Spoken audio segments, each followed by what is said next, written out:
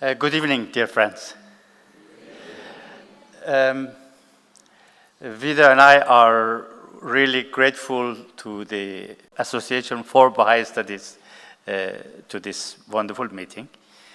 And must say I'm also very happy to have my friend, Mr. Lampel, in these gatherings.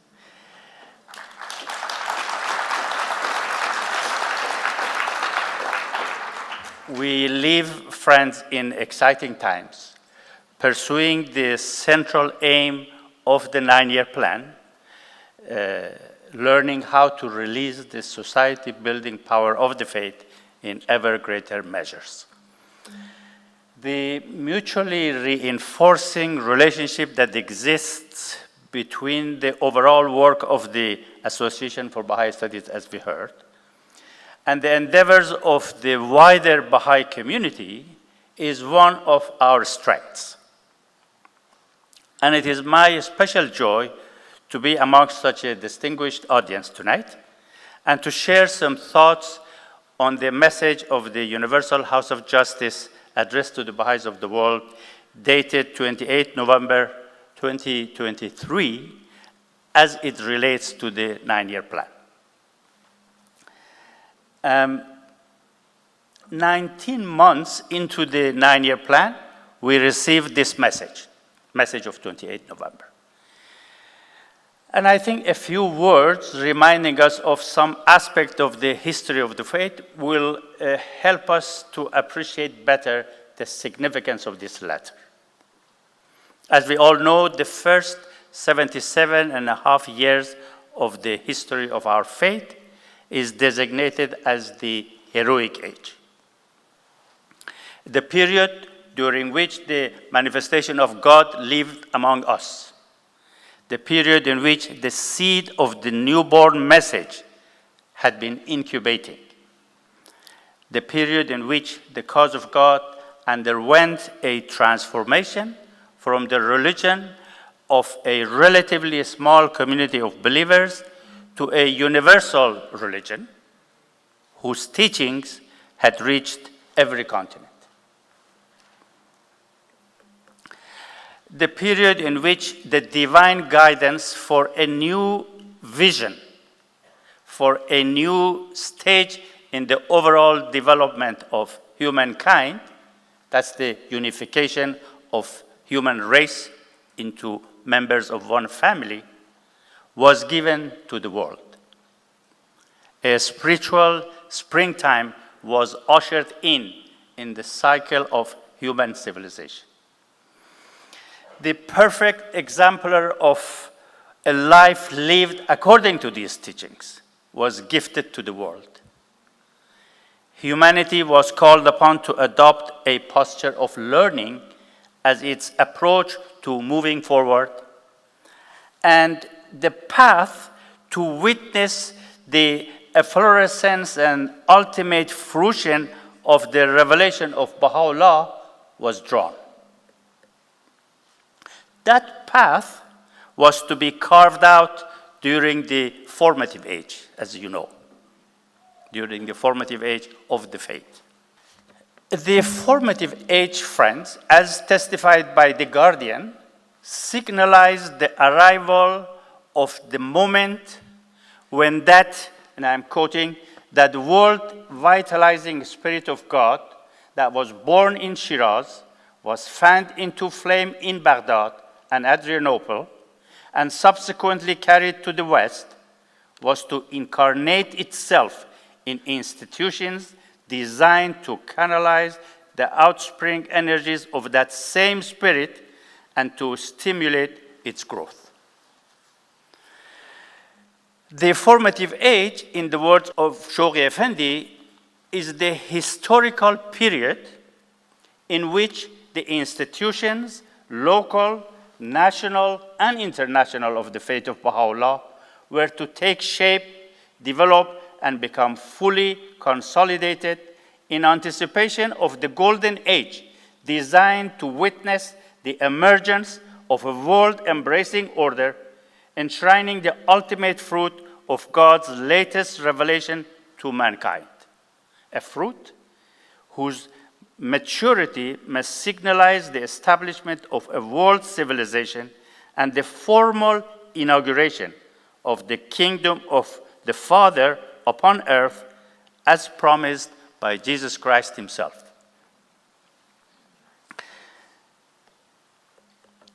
The formative age, therefore, can be said to be the period in which systematic effort is undertaken towards the formal inauguration of the kingdom of God on earth. And we are living in that age, dear friends, under the guidance of the Universal House of Justice. The formative age, as attested by the Universal House of Justice, is that critical period in the faith's development in which we increasingly come to appreciate the mission with which Baha'u'llah has entrusted us, to deepen our understanding of the meaning and implications of his revealed word, and to methodically cultivate capacity, our own and that of others, aimed at putting into practice his teachings for the betterment of the world and thereby ushering in the golden age of his dispensation. The formative age began in 1921 when Abdul Baha passed away, and the provisions of his will and testament became operational. In a letter written on behalf of Shoghi Effendi, we read that at least a century of actual working of the will and testament is needed before the treasures of wisdom hidden in it can be revealed. In another communication, the Guardian says, we must trust to time and the guidance of God's Universal House of Justice to obtain a clearer and fuller understanding of Abdul Baha's will and provisions and implications, Friends, the letter of 28 November represents the guidance of that God's Universal House of Justice after a full century of the operation of the provisions of that will. And how privileged we are to receive it today.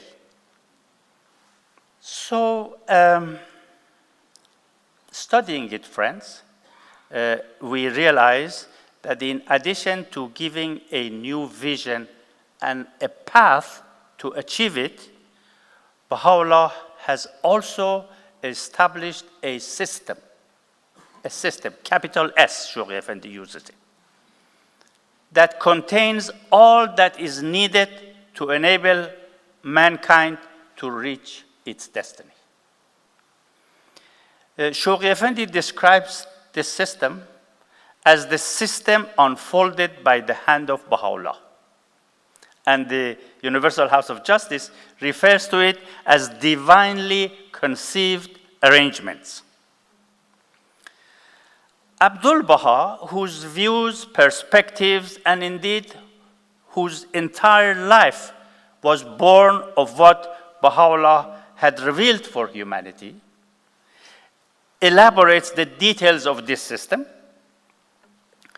and explains how we are to shoulder our responsibilities to fulfill Baha'u'llah's vision.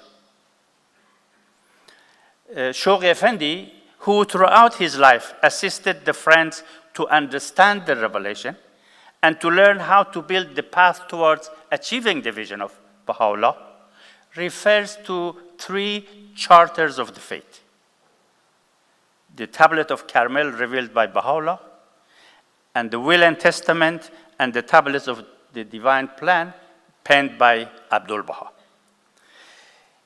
Shoghi Effendi explains that these three charters have created three distinct yet interdependent and mutually reinforcing processes. And the 28th November letter that is structured around the operation of these three charters help us gain a better understanding of the implications inherent in each of these three documents for the general development of the faith and for building the capacity to do what is expected of us. Among the questions that the beloved guardian asks in his letters of world order, there are these two questions. May we not, he says, meditate upon the supreme grandeur of the system of Baha'u'llah in this day? And may we not pause to reflect upon the sanctity of the responsibilities it is our privilege to shoulder? The letter of 28 November, friends, assists us to reflect on both these questions, because it helps us to understand better how the operation of the system envisaged in the Kitab Aqdas has indeed guided the progress of the cause over the past 100 years, and it assists us to comprehend better how this system is the agency through which the building of individual and collective capacities required to translate Baha'u'llah's revelation into reality will take effect, enabling every generation to rise to the challenges of its time. The letter, a reflection on the first century of the formative age, reviews the range of capacities developed in the Baha'i community over the past 100 years, demonstrates how much it has been achieved, points out how much remains to be achieved, and clarifies that the 9-year plan outlines the tasks that lie immediately ahead. So the letter offers much in the way of assisting us to become more effective protagonists of the divine plan. But tonight I will hopefully be able to share my personal understanding on just 2 points. One is, or the first one, I would talk about how Baha'u'llah's revelation has and will continue to enable the Baha'is of the world in every generation to successfully carry out the share of their responsibility, which is assisting humanity to move ever closer to its divine ordained destiny. And the second will be the implications of this statement of Abdul Baha, that the pivot of the oneness of mankind is nothing else but the power of covenant. So, having appeared as the promised one of all ages and the manifestation of God for the age in which humanity will transit from its collective adolescence to its collective maturity, having appeared to accompany and lead humanity to its ordained destiny, having diagnosed the ills afflicting mankind, and having revealed his healing remedy, Baha'u'llah says what God has ordained in this age was never intended to reach or to benefit one land or one people only, and that it is incumbent upon every man of insight and understanding to strive to translate that which has been written into reality and action. Seen in these statements, friends, is his invitation, is Baha'u'llah's invitation to the peoples of the world to actively participate in the process of translating his vision into action. How could otherwise the building of a world based on unity and oneness be undertaken without benefiting from the insights of those who have experienced endless discriminations? How could a world based on justice be built without the participation of people who have been the subject of countless injustices? How could such a world be built without the insights resulting from raising generations of younger people who are not only to advance the process, but also to refine it? Baha'u'llah also points out that the old world order is lamentably defective, that his divine system has generated and will continue to generate the spiritual forces needed for the transformation of this world into a better world, a transformation that will be facilitated through the participation of the peoples of the world, and that his system is designed to make this participation possible. He has additionally, as we all know this, explained that his religion is not a congregation we are to join, but rather it's the path to a new life for human race, and that it is the responsibility of humankind in this age to learn how to live that life. So in this connection, it is in this connection, friends, that he has given a special mission to his followers. But the mission is not to do the work for or on behalf of the peoples of the world. Rather, the task is to engage our fellow citizens in implementing the divine plan. They become protagonists of the divine plan.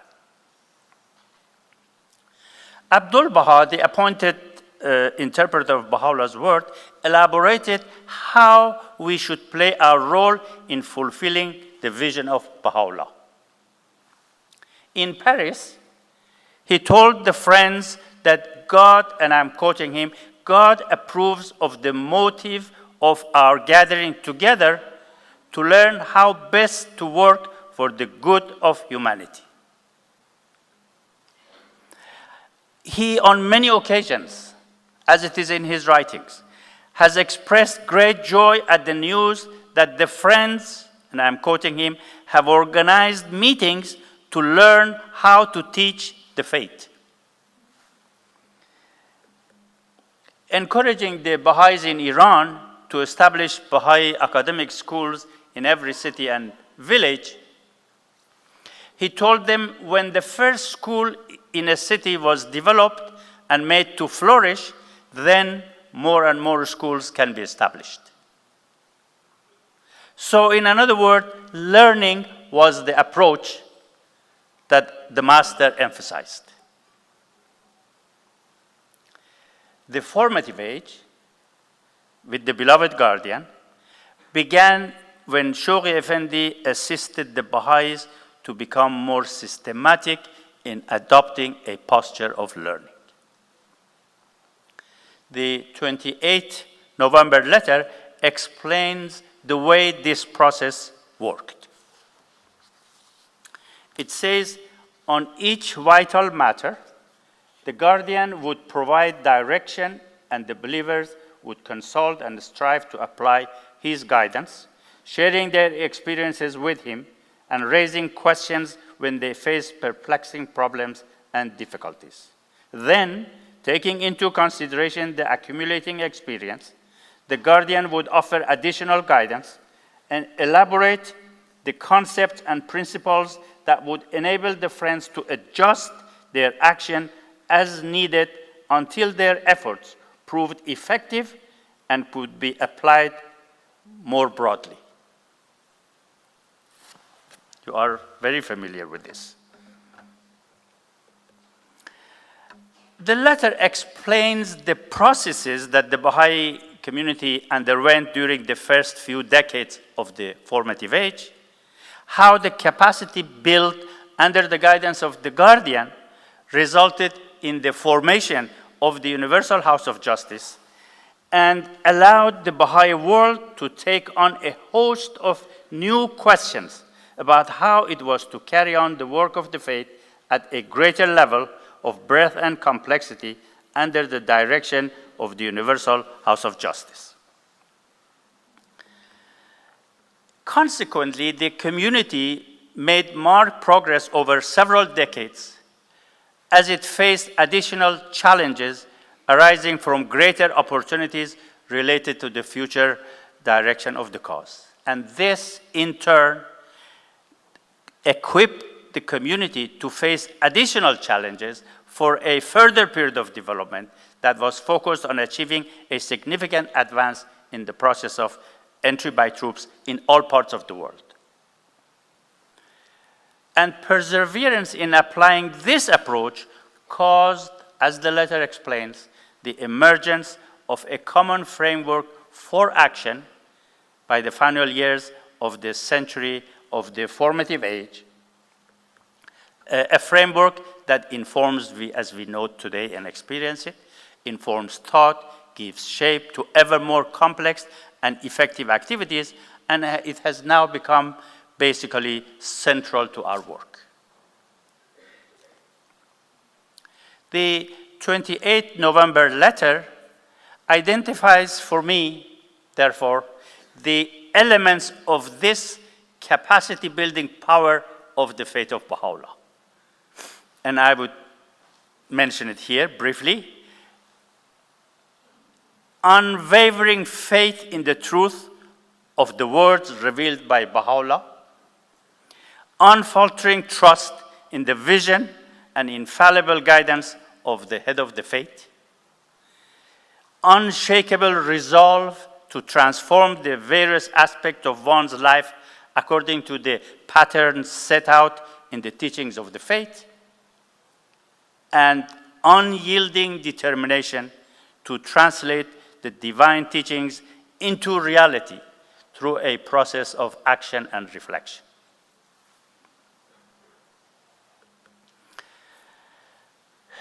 It is in this way, friends, and I really recommend that we read and study the letter of 28 November in such a way that this becomes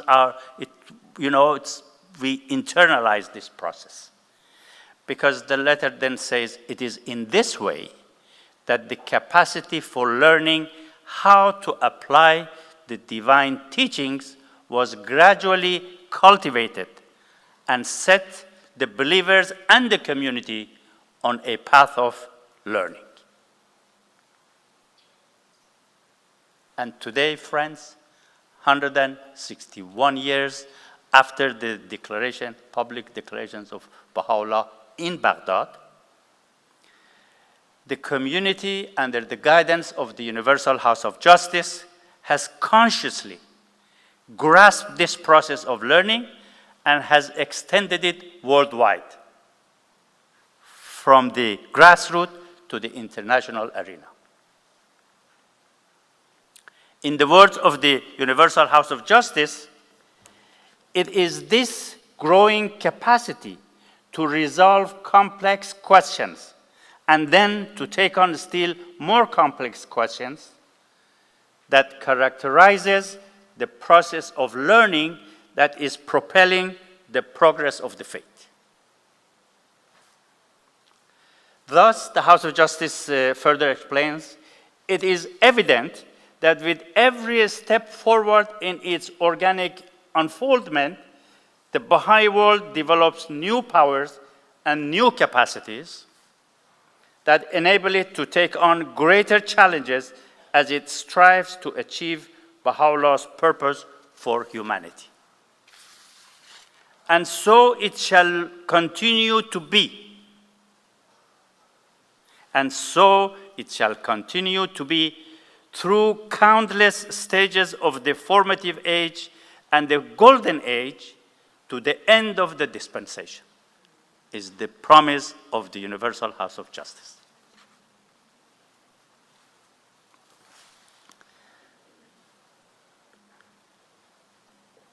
This divine reassurance, friends, and this clarity of vision about the capacity-building power of the cause of God should and would serve as a tremendous source of confidence, enabling us to see better the fact that the prosecution of the divine plan in our own clusters, wherever we live, as the means by which long-term, and I'm quoting the Rizwan message, we see the prosecution of the divine plan in our own clusters as the means by which long-term constructive processes unfolding over generations are being set in motion in every society.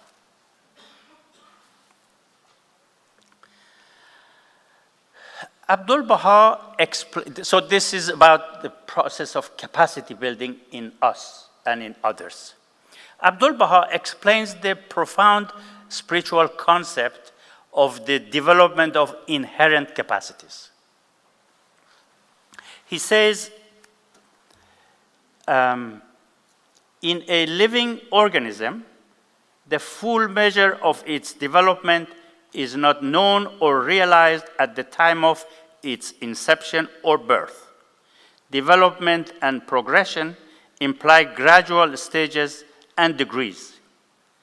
The whole of the great tree is potentially latent and hidden in the little seed. And then he notes that when this seed is planted and cultivated, the tree is revealed. And he makes use of this analogy to explain how the potential in humankind can also be cultivated.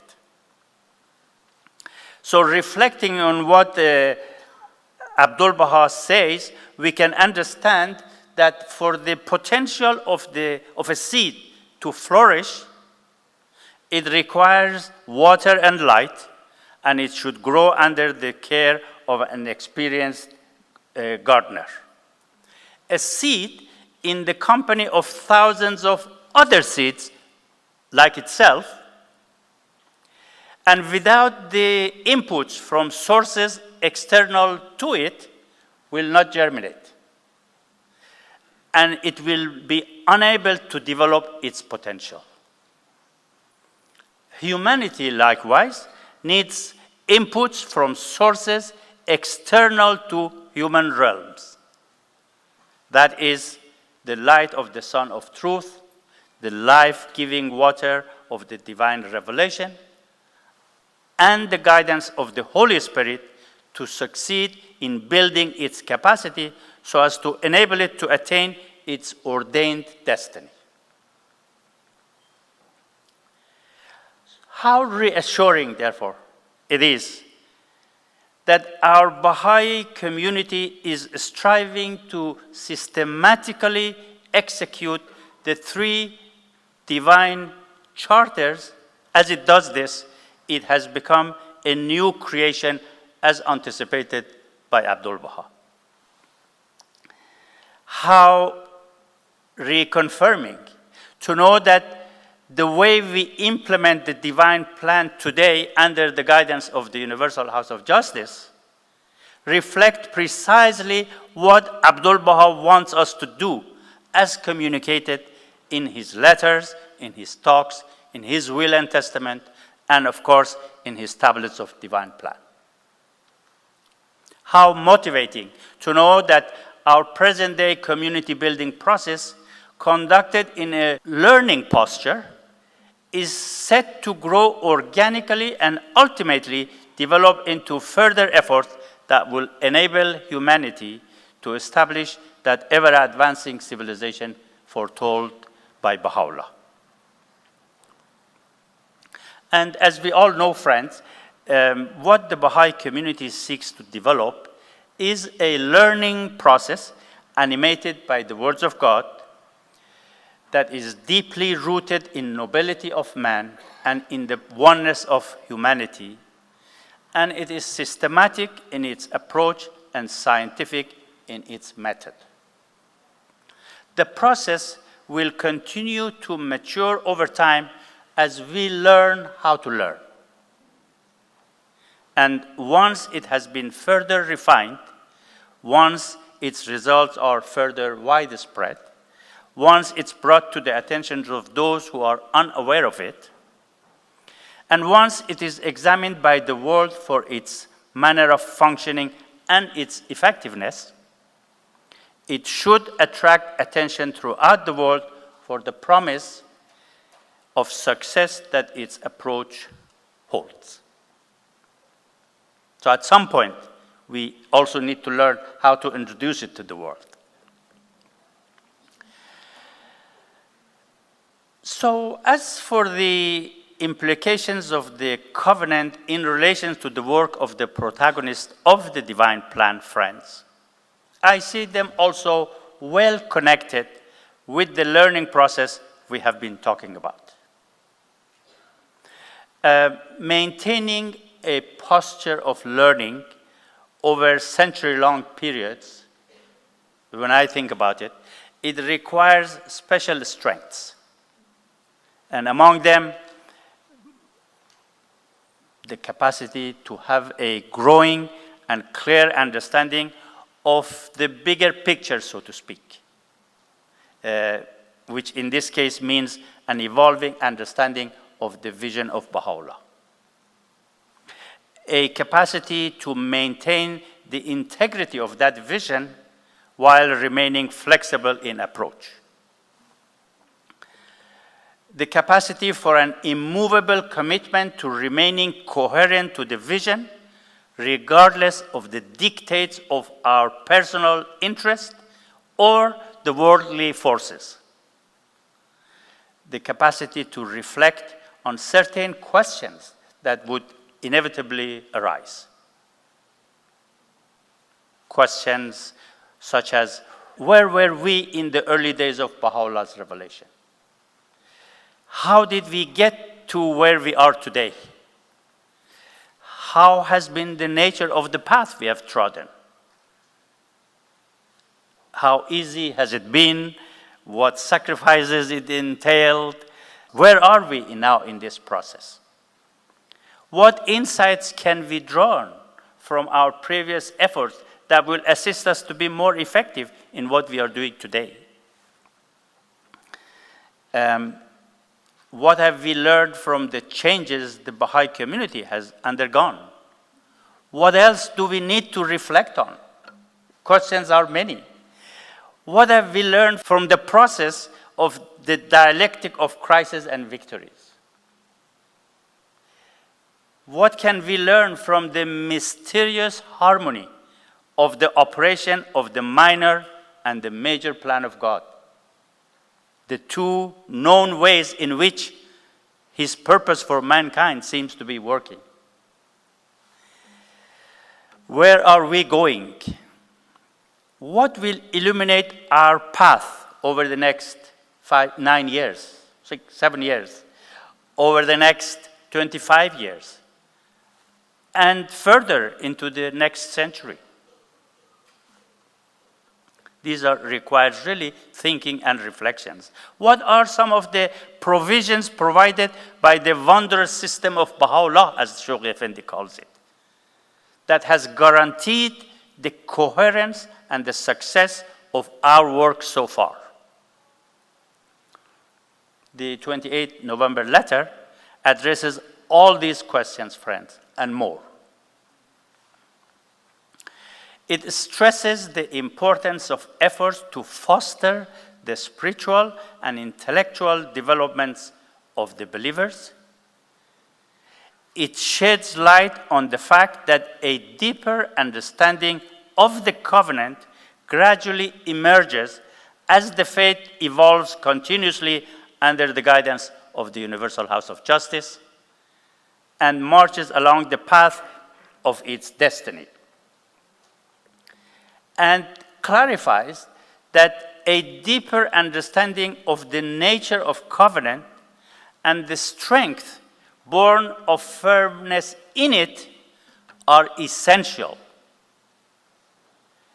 A deeper understanding of the nature of the covenant and of strength born of firmness in it are essential for generating insights and sustaining efforts for maintaining unity and achieving progress.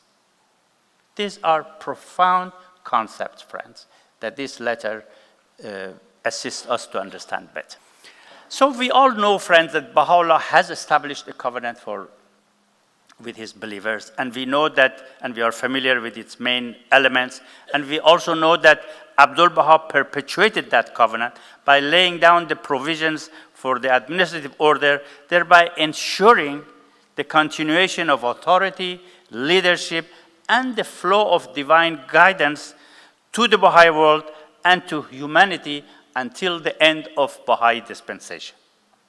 And this was to be done through the twin institutions of the guardianship and the Universal House of Justice. One of the issues that has become clearer during the first century of the formative age is that Baha'u'llah's covenant indeed provides for two authoritative centers, the letter explains. First is the book containing his divinely revealed words, as well as the authorized interpretations of these words. And second is the Universal House of Justice, an institution under the care, protection, and unerring guidance of the Bab and Baha'u'llah, an institution vested with responsibilities, powers, duties that encompass all that is necessary to ensure the fulfillment of Baha'u'llah's purpose. How this clarity should assist us to march forward with confidence. So with this clarity, friends, we realize that the existence of the book means that during the entire Baha'i dispensation, the revelation of God for this age, unadulterated by humans' misinterpretations or addition, will remain accessible to all mankind. And in addition, and at the same time, the Baha'i community, through various provisions of the covenant, will continue to be in the forefront of the progressive movements in the world, ensuring, safeguarding the advancement of humanity to its destiny.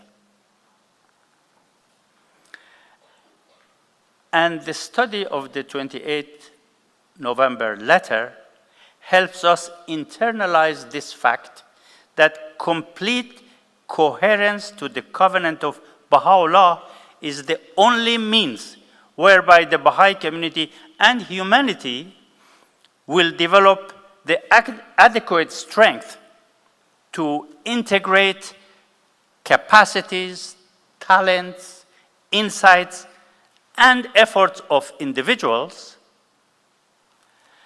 as well as the inspirations of the communities and the plans of the institutions into a collective, progressive order culminating in that anticipated civilization foretold by Baha'u'llah. The covenant of Baha'u'llah, as we all know, is destined to preserve the unity of his followers and to maintain the integrity and the flexibility of his teachings. This is how and why the day inaugurated by Baha'u'llah will not be followed by night. Meaning that in this day, the religion of God will not decline. It will not become a source of conflict and harm to mankind, but will rather remain a powerful instrument for cooperation to propel advancement of civilization. So this categorical assurance is given to us by Baha'u'llah himself, and it is repeatedly restated in the Baha'i writings. And what a source of empowerment, dear friends, that today we stand engaged in the implementations of the 9-year plan, witnessing how the capacity in the covenant has propelled the Baha'i community in the span of only 100 years to embrace the entire humanity, to be an element of society in almost all the countries on the planet, and to empower peoples and nations from every corner of the world to engage in a learning process aimed at building a society shaped by the divine teachings. All of this occurring knowing full well that, in the words of the Universal House of Justice, the integrity of the cause of Baha'u'llah remains ever secure. The tireless labors of the community during the first century of the formative age make it possible for us today to grasp more completely the significance, the purpose, and the inviolability of the covenant of Baha'u'llah. The letter helps us to understand. The letter says, foremost among the achievements of the past century is the victory of the covenant, which both protected the faith from division and propelled it to embrace and contribute to the empowerment of all peoples and nations.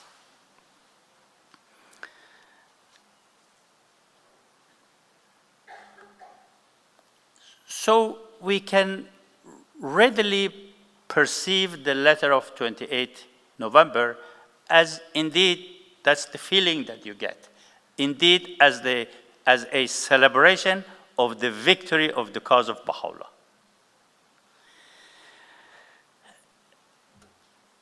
Further related to the question of covenant and being the pivot of the oneness of mankind, is a deeper understanding of the fact that while change is an inevitable aspect of organic growth, it is the power of covenant that guarantees coherence.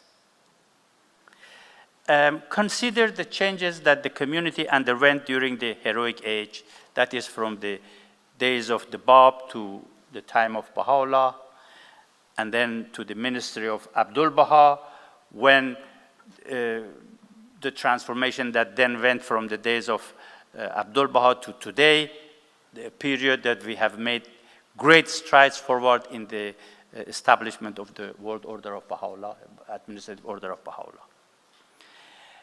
And so even if at every of these stages, a few individuals may have not been 100% sure of these changes, today, with the benefit of reflection, with the benefit of the guidance of Shoghi Effendi and the elucidations of the Universal House of Justice, we are able to comprehend that all these changes and all these stages represent nothing less than successive and coherent acts, as the letter says, in a single divinely unfolding drama based on the design of Baha'u'llah for the future of mankind.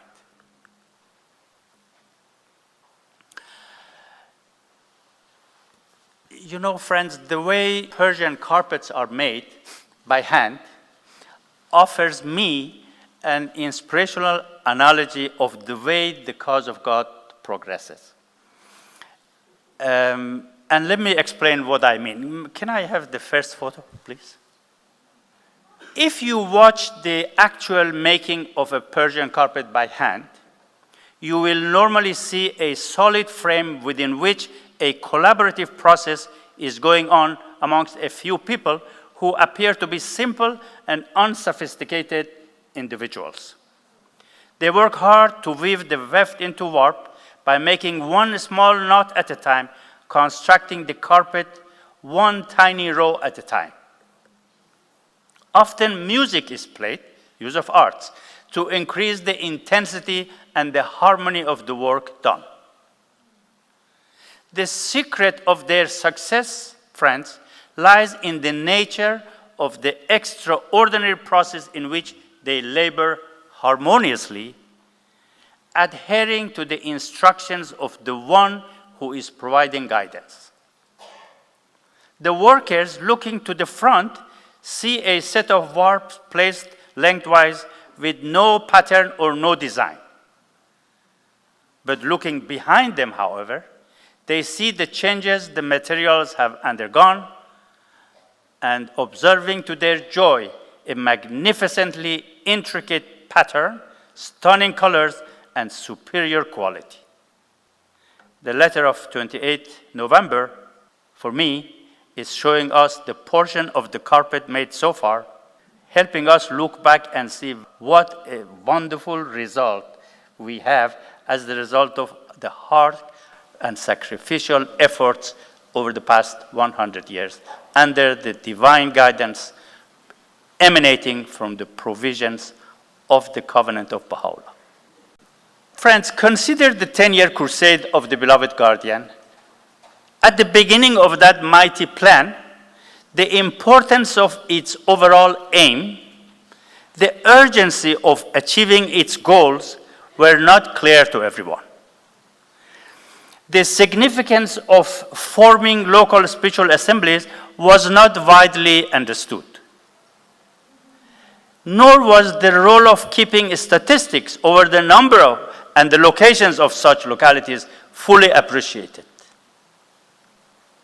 But what made this unique undertaking a great success was the loyalty to and love for the guardian, which prompted the friends to arise, modifying when necessary their way of life in order to do what each could do in response to his call. The sacrificial efforts of the friends at home and in pioneering fields released a multitude of spiritual forces that were instrumental in transforming hearts, in raising up the Baha'i communities, and in greatly expanding the number of Baha'i institutions throughout the world. These sacrifices and these wide-ranging achievements created the conditions that enabled the establishment of the Universal House of Justice. A critical stage of the divine plan was successfully carried out. The cause of God entered the new stage in its progress and its ability to guide mankind. And at the end of the 10-year crusade, the friends could look back and see what a beautiful carpet they have made by following the guidance of the beloved guardian. It is simply impossible to imagine that they would not have responded to the challenges set before them, and even more difficult to imagine the consequences of that inaction. This generation of Baha'is, we all know, the House of Justice has mentioned it, will always be remembered with a special measure of love and appreciation. Our recollection of some of the stories of sacrificial services of these friends from the East and from the West during the 10-year crusade will most assuredly, friends, will inspire us to follow their footsteps, re-examine our way of life so as to better prepare to serve the needs of the faith and the needs of the community during the 9-year plan. That same process of the 10-year crusade is at work today. Whatever our understanding of the 9-year plan may be, with our love for the Universal House of Justice, and with the trust in its assurance that, and I quote the Rezvan message, the methods and instruments of the plan allow every soul to contribute a share of what humanity needs in this day. Millions of Baha'is, as well as those attracted to the vision of Baha'u'llah, are striving in thousands of clusters in every continent of the globe to learn how to release the society-building power of the faith in ever greater measures. In brief, friends, by demonstrating the efficacy of the system of Baha'u'llah, by pointing out the logic and the coherence of the path that has been tread since the inception of the faith, by outlining the developments attained during the first century of the formative age by drawing to our attention the vastness of the areas where the community has gradually become engaged in the plan's endeavor, as well as noting and bringing to our attention how the turbulences in the world at every stage of history have caused the doors to be open for the spread of Baha'u'llah's message. The letter of 28 November reassures every believer that not only his revelation has provided all that is needed to fulfill Baha'u'llah's mission and vision, but that the divine hand is at work, protecting the community, guiding the process, and illuminating the path stage by stage. And our individual and collective effort to expand our understanding of how the cause of God moves forward, how the faith evolves, and how the three constant protagonists of the plan each have a role to play, will enable us to be much better poised for our services during the next few decades. And we will know better what will be our part in translating the teachings of Baha'u'llah into action under the direction of the Universal House of Justice. And internalizing these vital points will also assist us as students of Baha'u'llah's teachings to avoid approaching his writings in isolation from the system which he himself has designed for their implementation, and which is so very integral to his message. Friends, these were the two points that I promised I will talk. I don't know whether I have a bit of more time just to conclude. Okay, it won't take much longer to conclude. The letter of 28 November, friends, concludes with a section on prospects for the future. A prospect which should further motivate us to redouble our efforts in the implementation of the 9-year plan in our clusters wherever we live. But I thought that as it may be sometimes difficult for individuals to imagine such a bright outlook for the whole world, or even at times for our own cluster, if very large numbers are not yet involved in the conversation,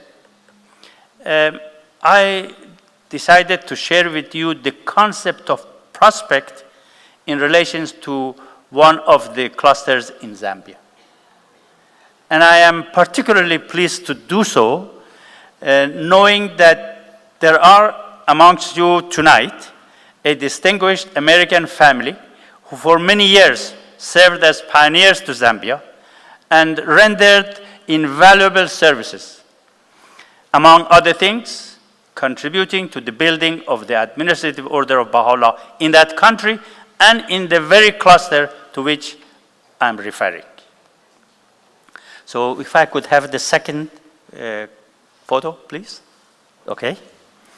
The area is called Minilunga, one of the most remote parts of Africa, with still very little infrastructural facilities even today. The people belong to the Lunda tribe. The faith was introduced to this region in 1960-61, with signs of entry by troops evidenced in 1963. During the first 30 or so years, the faith spread, the believers gained a deeper understanding of the cause, and the administrative order was established in that region. In 1996, the Friends embraced the Institute process wholeheartedly, and in 1997, their newly established Regional Baha'i Council began to systematize their learning, focusing initially on the multiplications of the core activities and then on how to invite an increasing number of people from the wider society into the courses of the training institutes, therefore fostering their active participation in the community building process.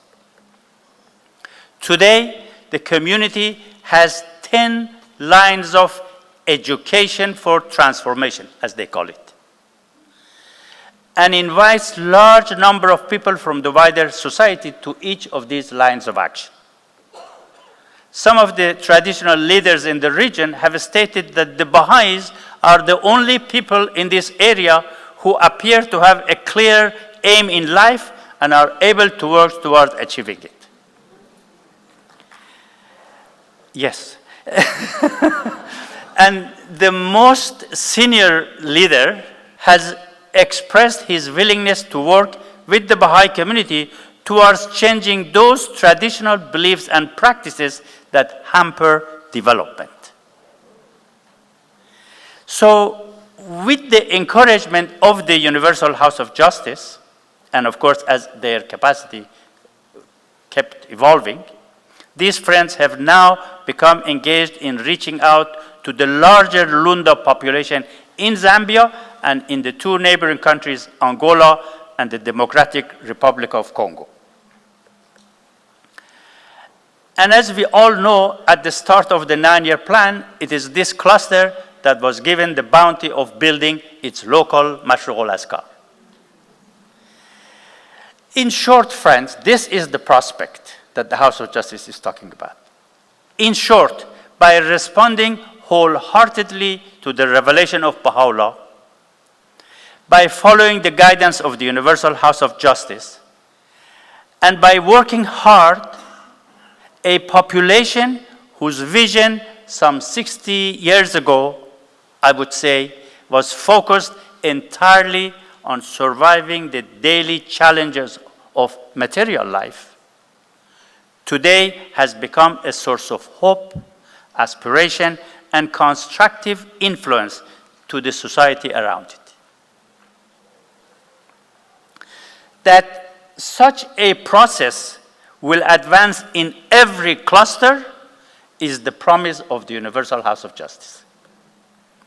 The quality of our efforts to implement the provisions of the plan does influence how soon the cluster may witness such a progress. Our community building efforts, friends, again, the guidance of the House of Justice tell us, will be more effective when they are augmented by a deeper understanding of why the message of Baha'u'llah is indeed the sovereign remedy for every disease that humanity is afflicted by. When we have the realization that the larger the numbers from the wider society participating in our activities, the stronger the process of community will be. And when the work becomes the concentration of the life of a sizable number of people in the cluster.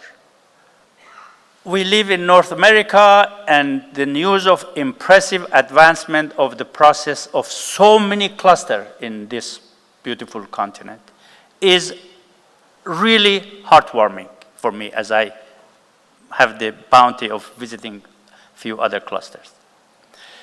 The establishment of the first national house of worship in the Western world, now being constructed in Canada, friends, I'm proud to say, is one of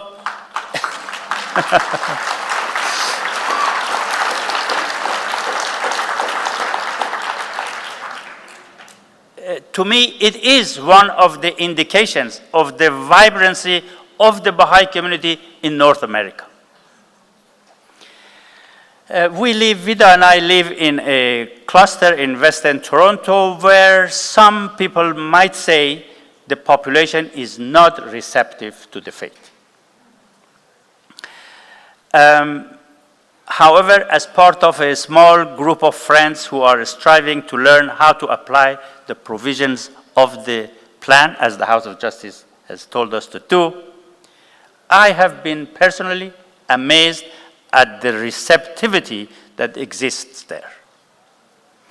In my personal reading of our reality, friends, in where we live is that the 9-year plan is what we need and what the society needs, and the greater factor limiting progress in our neighborhood is not the receptivity of the people, but rather the amount and the quality of time, energy, and concentrations that we apply to work.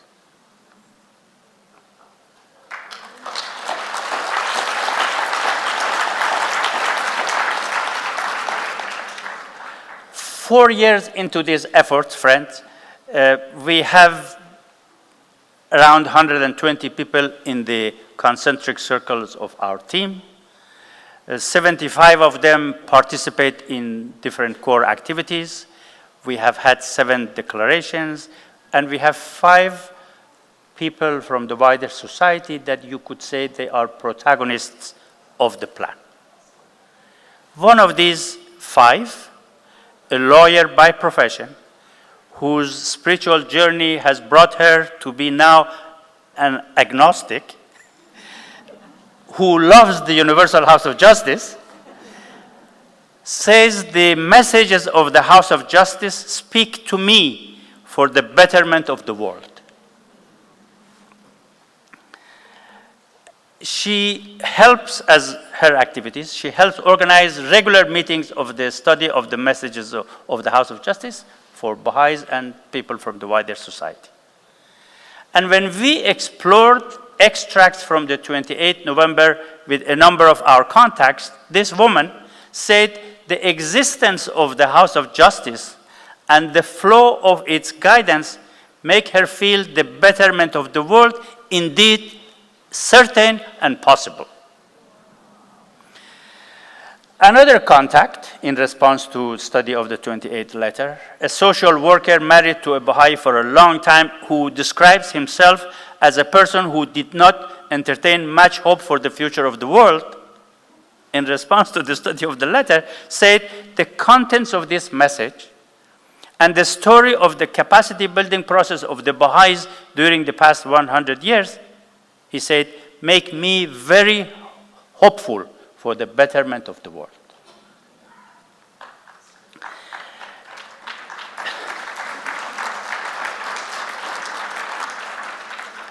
A delegate to this year's National Convention in Canada, France, we had the bounty of being present as an observer, reported that one of his friends has told him that by knowing the Universal House of Justice, and I'm quoting what we were told, I feel I have discovered the secret of universe for progress. I'm sharing, friends, these personal experiences to illustrate how people's heart and soul respond to the guidance of the House of Justice. And as we learn how to talk to people about the provisions of the 9-year plan as a framework for action for those interested in fostering the betterment of the world, we also should realize that it is important to learn how to let the world know about the Universal House of Justice, that mighty institution that Baha'u'llah has gifted to mankind. After all, friends, receptivity to the oneness of humanity is on the rise. I think we all agree with this.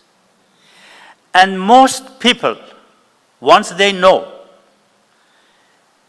they would rather have their lives be less affected by the order that is being rolled up and more increasingly shaped by the new one that is being rolled out in its stead.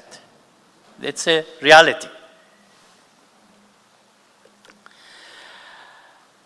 So at such a critical time, friends, in history, isn't that obvious that our focus in every cluster must clearly be on learning how to remove our own inhibitions of teaching the faith and how to help people in the wider society to see why they too should be active protagonists of the divine plan? The 28th, so that was the conclusion. Now I'm ending.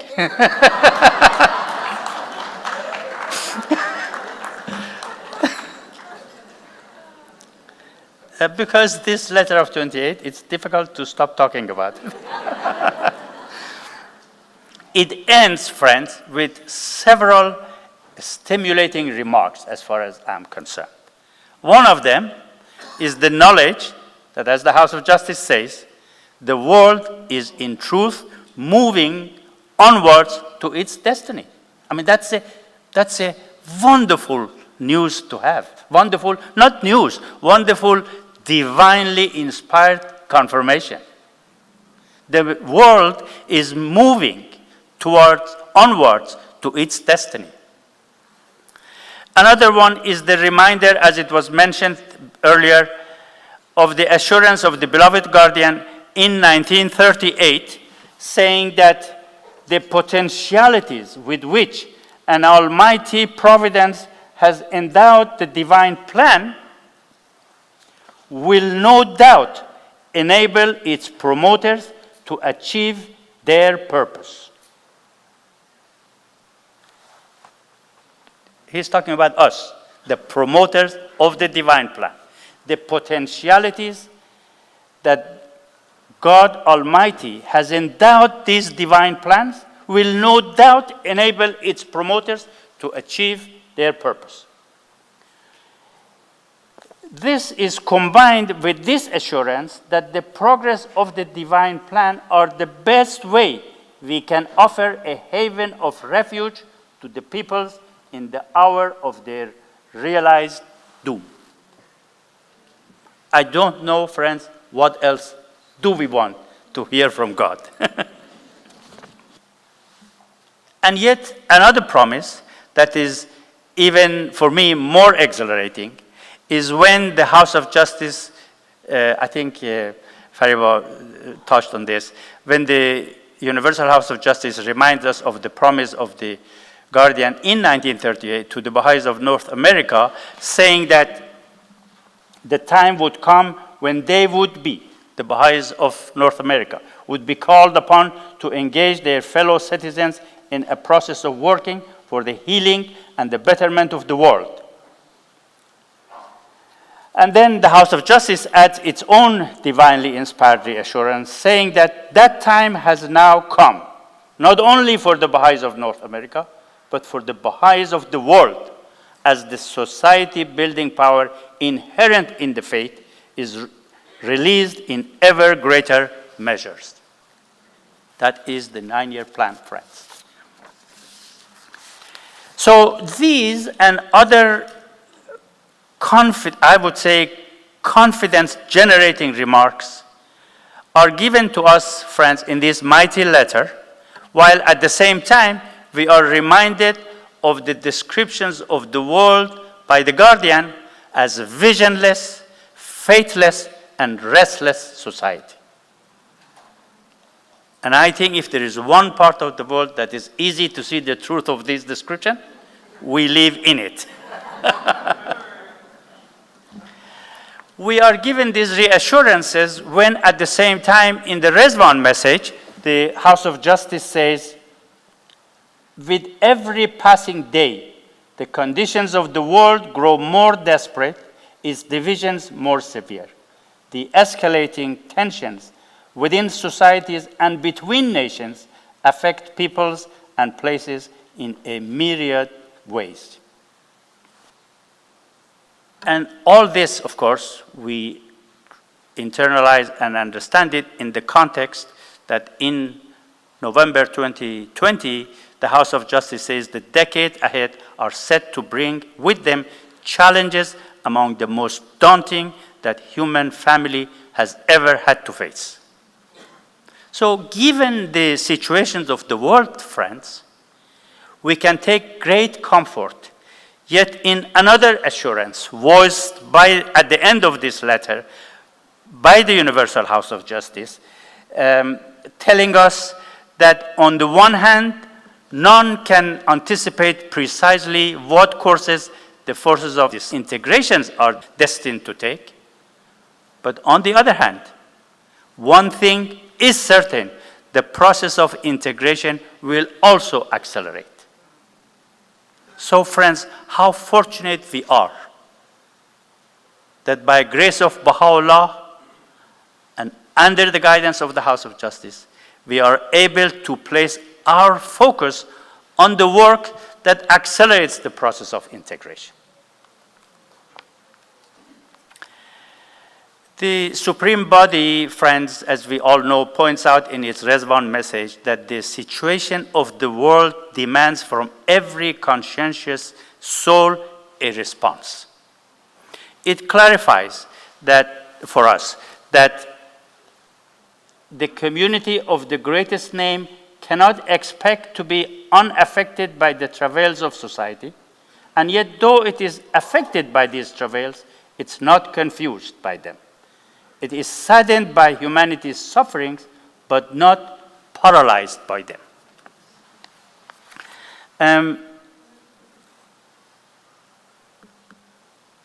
I am confident, friends, that each one of us, not paralyzed and not confused,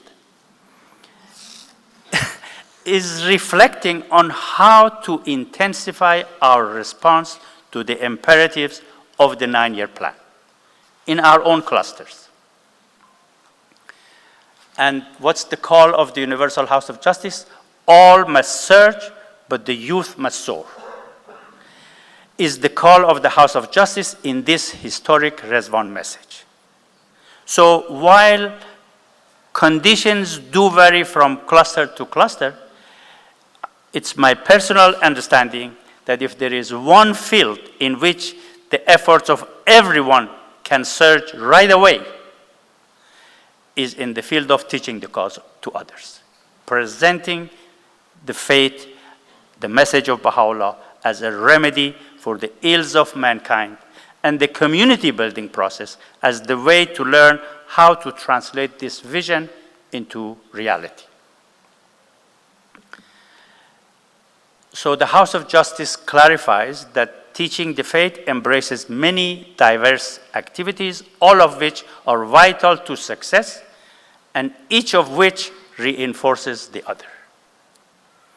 The work of the Association for Baha'i Studies, whether in helping to advance the intellectual life of the community, whether in promoting a more effective participation in the discourses of society, whether in assisting individuals to present to a world skeptical of religion the Baha'i views on a number of issues affecting the construction of social order, are all essential tasks of the divine plan as they serve to assist those concerned about the future of humanity to examine the faith and the message of Baha'u'llah with sincerity and seriousness. And I'd like to conclude tonight